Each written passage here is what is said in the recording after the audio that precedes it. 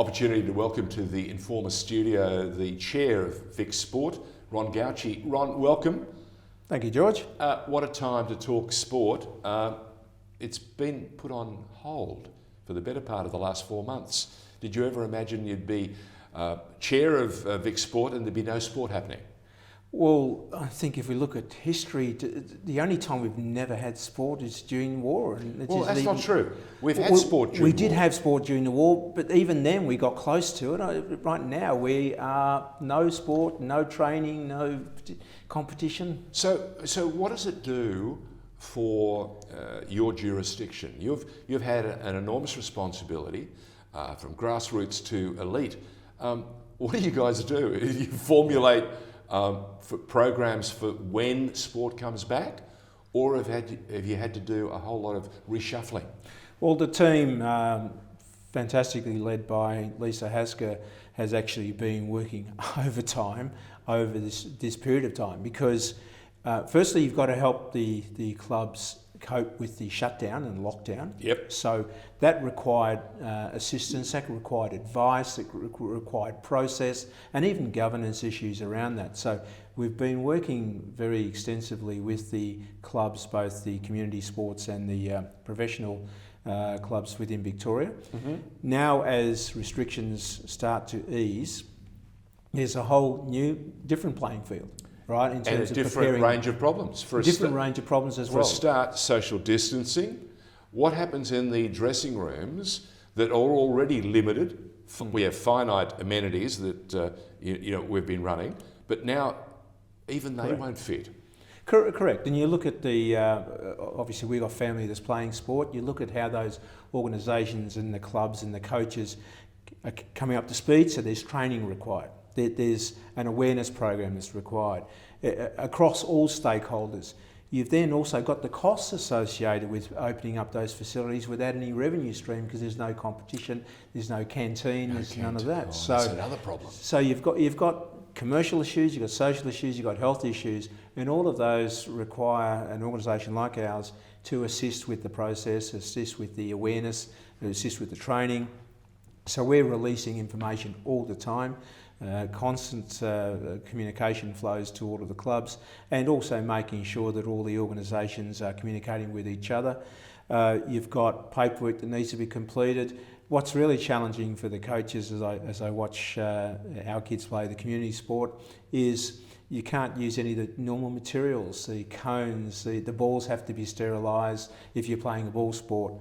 You can't use some of the other the coaching aids. Can you use the volunteers as you did? Because even they now can't get close. They have to be concerned about what they carry, what they take with them, and where they go. Well, that's a really good point, George. I think what we're also getting feedback on is that there aren't as many volunteers that are making themselves available. So there's another problem. That's a significant issue because, as you know, with community sports, you're very dependent on volunteers. Well, the 2000 Olympics in Sydney was dependent on the 60,000 volunteers who put their hand up and said, yeah, we want to be part of this fantastic experience. Absolutely. And we saw a great many of them at the MCG when we had the tournaments running here, the football tournaments at the MCG during the 2000. We had fantastic turnout by volunteers. So again, a huge problem. Let's talk elite sport. I mean, I'm struggling to see how grassroots sports can get going again when I can't imagine going to the football on the weekend and not having access to a canteen. That's what drives their funding. That's what allows them to get this new set of jumpers, new footballs and so on. And so are we going to see handouts? Are we going to see government trying to come to assistance? I mean, all levels of government are trying to do their best, but that's the assistance they can provide is finite. Oh, and any assistance is going to incur a debt that eventually stakeholders, taxpayers, will have to repay. So there's a flow-on effect. There's no question. There's a rippling effect.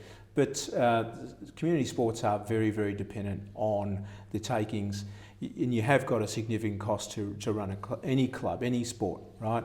And the conversation we've just had is for outdoor sports. The indoor sports haven't been able to activate yet either. So there's That marvellous restrictions facility that you have, MSAC, where so many of, you have volleyball, you have badminton, you have swimming, that's been seriously compromised. Correct. Netball, basketball, all those sort of sports as well. So we're a long way off, is what I'm saying, and there's a lot more that still needs to be done before we get into any commerciality of the community sports. We're still only just talking about training for those who are able to train. Well, I'm interested to hear what happens at the next level. Yeah, the elite sports are coming back. We've seen rugby league return last week. We're about to see, I think in the next half a dozen days, the AFL. But again, it's behind closed doors. Well, that's right. So again, can you imagine a grand final, let alone, a season, compromised season, with a grand final and no one at the MCG? Well, it's hard to imagine. It really is hard to imagine. I mean, it's even difficult to watch the game on TV to see there's no crowd. But can I just draw your attention that that's the elite level. We just talked about community level. Yeah. Then there's that middle level of professional sports, the codes that have the paid players, the competition that are well sponsored and the likes. Your country football. You've got the country football. So you've got those codes at a level of confusion as well. We've already seen, so I'll take Aussie rules as an example, but there are other codes as well, whereas some leagues are saying they're not going to host competition this year, whereas other leagues are. So you've got confusion in the marketplace.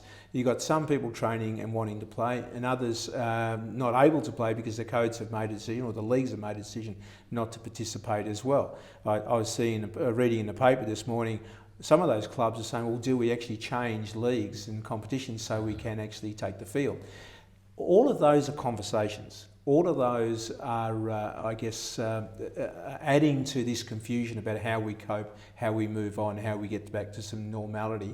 And I don't think we can ever use the word normal again. No. But there's not that as we knew it. Correct. So I think there's that part of it as well. Let alone, we haven't even touched on the well-being, the health, the mental and physical health issues that have resulted as I can imagine the anxiety factor and the next has risen exponentially with every passing week. It's been incredible. You and I know readily and through experience what a wonderful release it is to get out and play a game of cricket, play volleyball, play football. It allows you to get fit. Correct. It allows you to forget about the demons and the challenges of the week that you've gone through. Yeah. All of that has been compromised.